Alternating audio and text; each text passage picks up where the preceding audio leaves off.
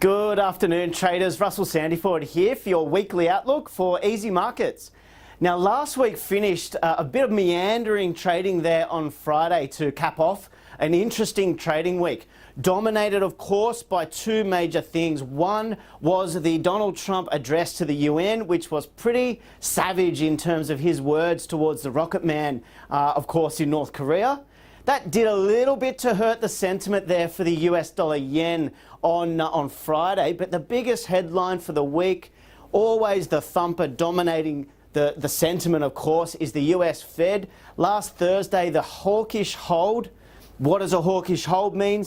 Essentially holding interest rates, however, talking up the basis for a rate rise in December. So that obviously lifted the US dollar, which played out across the board and nowhere more evident than in two markets, one being dollar yen getting a lift off around 111.30 and finding its way clearly through that 112 handle. That was a marvellous trade last week. The other big mover, of course, was gold got crunched, coming back off recent highs, firmly under 1,300. And as we open this week to start trading again, it's still hovering, looking a little bit undecided around that 1,293 level.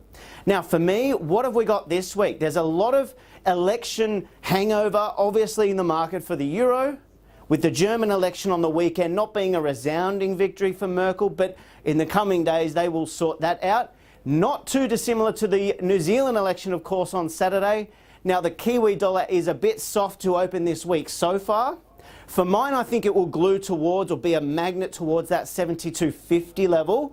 But after that, I can see things maybe settling down a little for the Kiwi as Bill English and the Nationals sort out their majority vote again. And not too dissimilar to what we've seen here in Australia in recent times as well.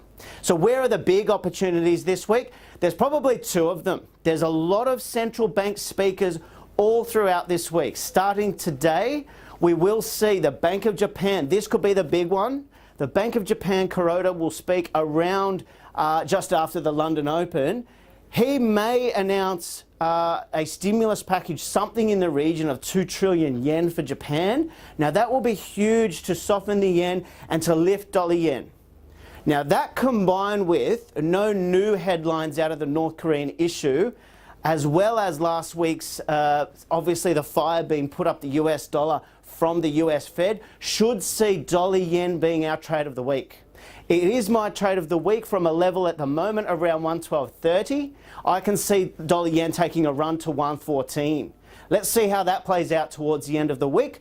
We've got Janet Yellen speaking midweek. We do also, don't forget, have the Bank of the RBNZ are out with interest rates Thursday, very early morning here in the Asian session.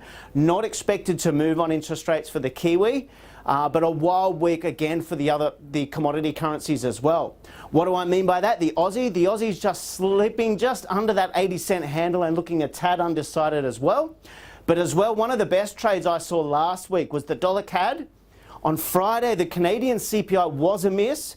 Not a disaster, but it was a miss. Now, that meant dollar CAD lifted and got up to that 123.30, 123.50 area and may find more momentum this week as I feel the US dollar strength may play out. So for mine, that's really just a simple trading week for mine, watching those central bank speakers, particularly Janet Yellen, as well as a lot of FOMC speakers smattered throughout this week, should lift the US dollar. So again, you've got to be careful, traders, because that North Korean issue can always pop up at any time. But the reality is I think dollar yen long should be an easy one this week. And as always, if you need a hand, please feel free to come through to us here at Easy Markets.